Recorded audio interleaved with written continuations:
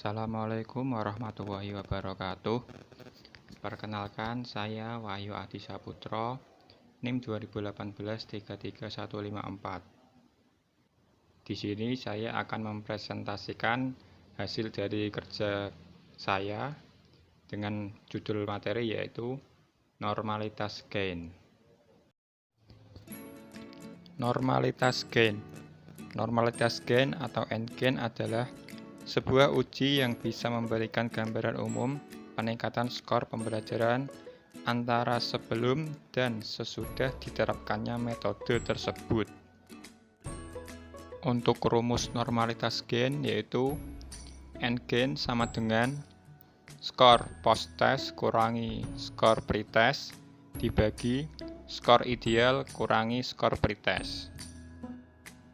Untuk interpretasi gain ternormalisasi yaitu bisa diperhatikan dalam kolom yang sudah ditampilkan dalam video ini. Silakan disimak secara seksama. Selanjutnya, tujuan dari normalitas gain yaitu normalitas gain digunakan untuk mengetahui efektivitas penggunaan suatu metode atau perlakuan tertentu dalam penelitian one group pretest, post-test, design, maupun penelitian menggunakan kelompok kontrol. Syarat normalitas gain dalam penelitian one group pretest, post-test, design, atau eksperimen desain, uji endgain score dapat digunakan ketika ada perbedaan yang signifikan antara rata-rata nilai pretest dengan post-test dengan melalui uji paired sample t-test. Selanjutnya, penelitian menggunakan kelompok eksperimen dan kelompok kontrol. Uji endgain score dapat digunakan ketika ada perbedaan yang signifikan antara rata-rata pretest dengan post-test melalui uji independent sample t-test. Contoh kasus menghitung endgain score. Perhatikan contoh kasus di tampilan video ini.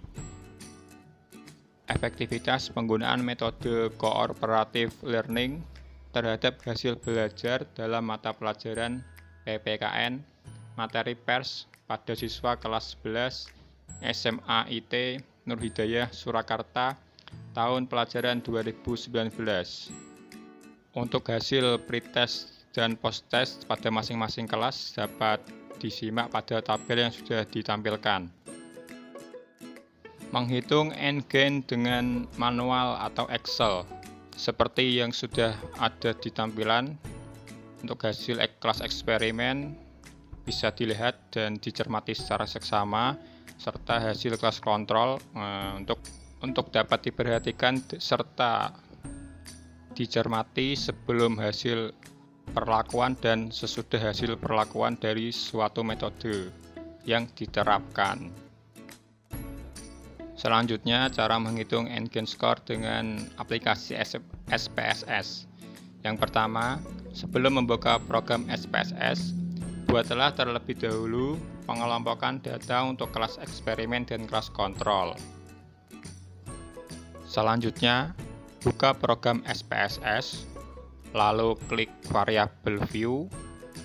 Untuk mengisi properti variabel penelitian, dilakukan dengan mengikuti gambar di bawah ini. Silakan dapat diperhatikan untuk teman-teman.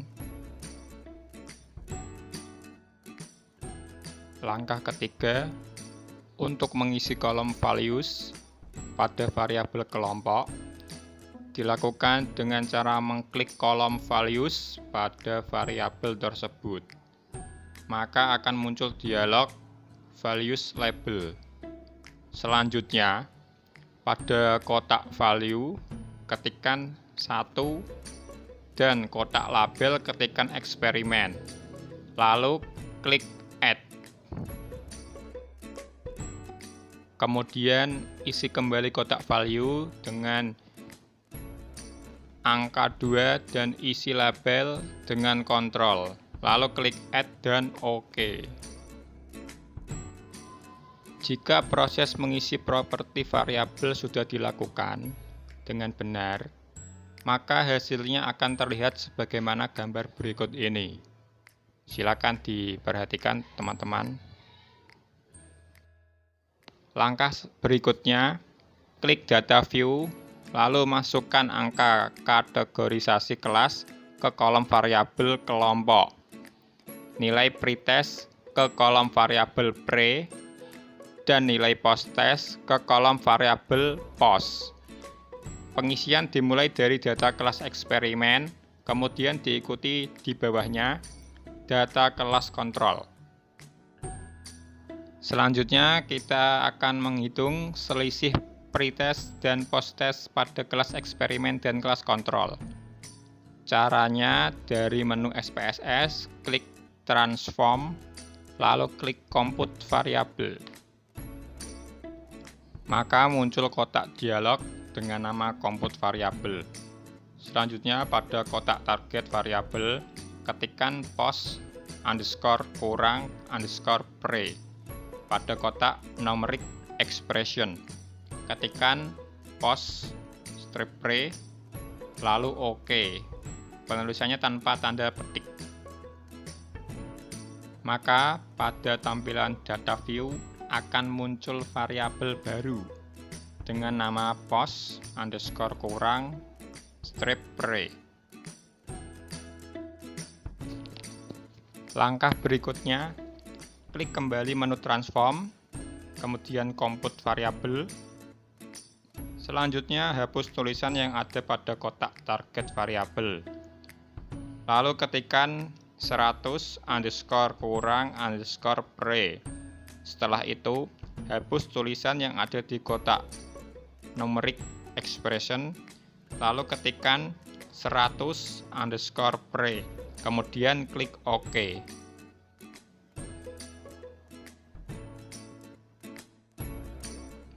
Maka pada tampilan data view akan muncul variabel baru dengan nama 100 underscore kurang underscore pre. Langkah selanjutnya, klik menu transform, compute variable, hapus tulisan yang ada pada kotak target variabel, lalu ketikkan n-gain score. Selanjutnya, hapus tulisan yang ada di kotak numeric expression, lalu ketikkan post underscore kurang underscore pre, kemudian klik OK. Maka untuk tampilan data view akan muncul variabel baru dengan nama n-gain underscore score. Untuk catatan, nilai di atas adalah n-gain underscore score yang dapat langsung kita maknai atau interpretasikan sesuai dengan ketentuan pada pembagian kategori perolehan n-gain score.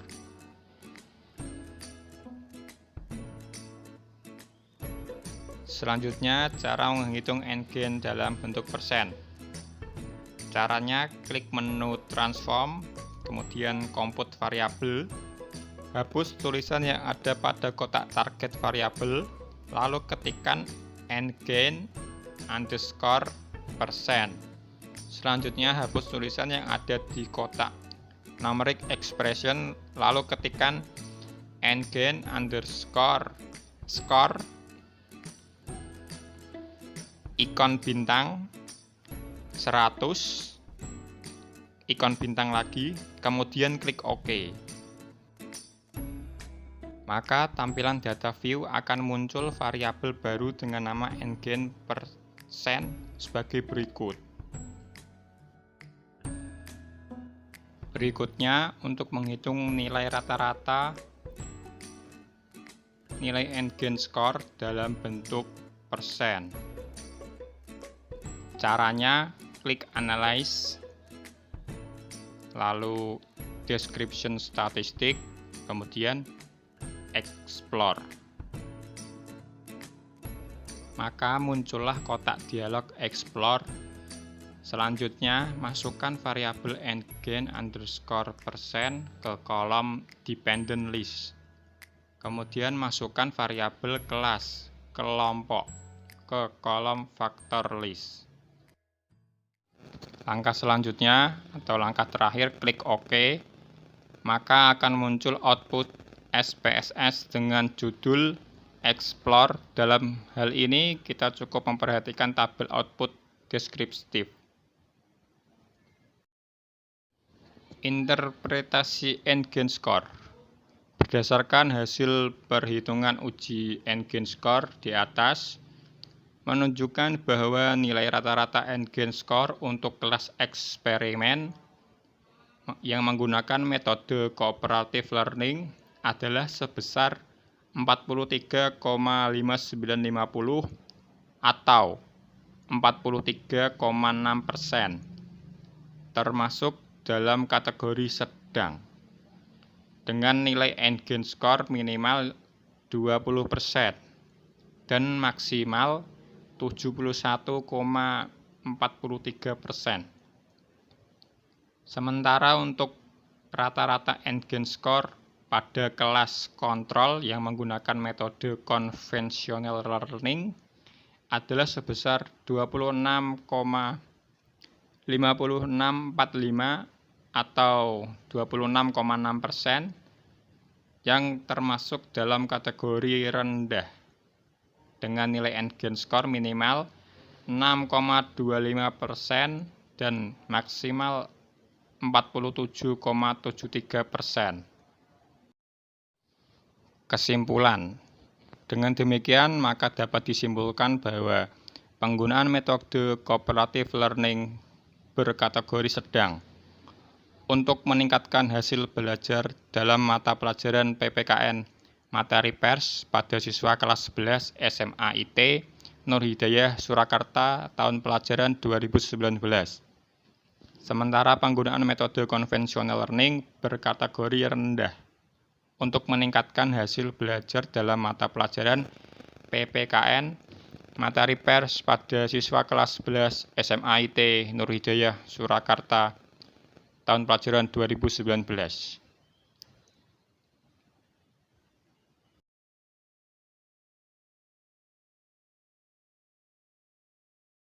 Sekian presentasi dari saya. Untuk kurang dan lebihnya mohon dimaafkan. Sekian, terima kasih. Wassalamualaikum warahmatullahi wabarakatuh.